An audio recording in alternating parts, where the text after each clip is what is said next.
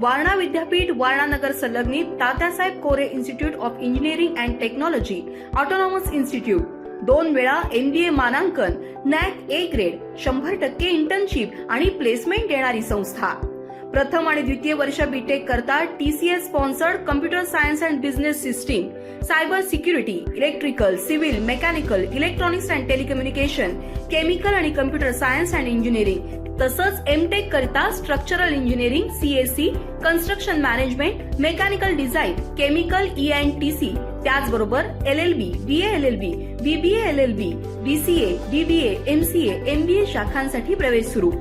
वारणा विद्यापीठाच्या निसर्गरम्य परिसरात हॉस्टेल, मेस, बस, NCC, NSS, भव्य क्रीडांगण अशा सर्व सुविधांनी परिपूर्ण 1983 पासून तज्ञ आणि अनुभवी प्राध्यापकांमार्फत दर्जेदार शिक्षण देणारी संस्था TKIET वारणानगर ऑटोनॉमस इन्स्टिट्यूट। प्रवेश संपर्क 94 21 26 19 92। पालिकेत विरोधकांचे मुद्दे, अन्न नाट्यगृह खासगीकरणाची चर्चा, महापौरांनी स्पष्ट केली भूमिका।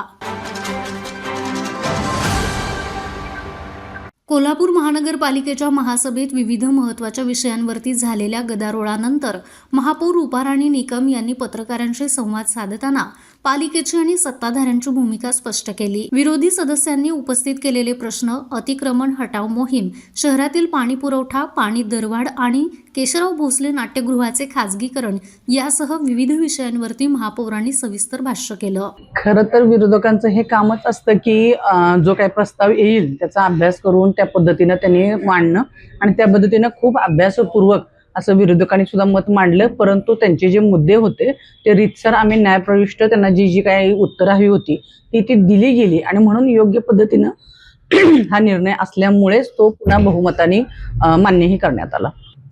तुम्ही जर पाहिला असेल तर आपल्याकडे परंपरेने आलेला जो सरासरी पाऊस असतो तो खरं तर जून महिन्यामध्येच खूप मोठा होतो की जेव्हा if will be till up to July सगळी धरणं भरून जातात। पण तुम्ही आज पाहिलं असेल की ऑगस्ट महिना येत आहे तरी सुद्धा खूप चांगल्या पद्धतीने असा काही पाऊस पडलेला नाही। त्यामुळे केवळ सरी आल्या म्हणून नदी किंवा धरणं पात्र भरलेली नाहीत आणि त्यामुळे खरं तर अजून जर खूप चांगला पाऊस नाही झाला तर हे मला तर असं वाटतं की आत्ताच नाही तर पुढील येणाऱ्या संकट दूर करण्यासाठी आपल्याला हे कायमस्वरूपी एक दिवस आड पाणी करावं लागणार आहे।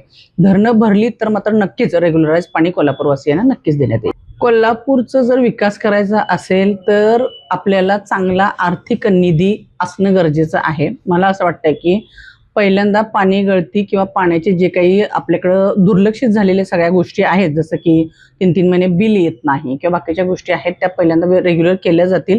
कोल्हापूरवासियांना रेग्युलर सकाळ संध्याकाळ समाधान होईल इतकं पाणी देण्यात येईल आणि मग दरवाढ नक्की मात्र करावी लागेल। खरं तर ह्या खाजगीकरण शब्दाचा ओवापोह केला जात आहे। कोल्हापूरमध्ये आपण केशवराव भोसलेसाठी 1-2 नाही तर 33 कोटीचा फंड आपण लावलेला आहे। ॲज अ बिझनेस म्हणून पाहिलं जात नाही कोल्हापूरवासी आणि छत्रपती शाहू महाराजांनी जो आपल्याला वसा दिला त्याचं पुन्हा आपण पुढे नेण्याच्या दृष्टिकोनातून फायदा तोटा याकडे थोडंसं पाहावं लागेल। सांगायला मॅडम खरं तर खंत वाटते मला या गोष्टीची की गेली अनेक वर्षे आपण केशवराव भोसले हे 50 ते 60 लाख पर ॲनम इतक्या लॉसमध्ये चालवत आहोत। आता इतका मोठा लॉस आपल्याला परवडणारा नाही आपल्याला, कारण कोल्हापूर शहर ड वर्गातून अ वर्गामध्ये आणायचं आहे आणि त्यामुळे आर्थिक परिस्थिती सुधारणं केवळ फक्त पैसा मिळवणं असं नाही तर नो प्रॉफिट नो लॉस याकडे तर लक्ष दिलं जाईल आणि सगळा जो काही हे असेल कमांड असेल तो महापालिकेचाच असेल। खरं तर हा त्यांचा कौटुंबिक वादाचा विषय आहे, परंतु न्यायप्रविष्ट बाब अशी आहे की कायद्यानुसार पहिल्या पत्नीच्या मुलांनाच ते ट्रान्सफर होतं। हा ज्या वेळेला वकिलांकडून आम्हाला अभिप्राय मिळाला तेव्हाच अशा पद्धतीचा निर्णय घेण्यात आला।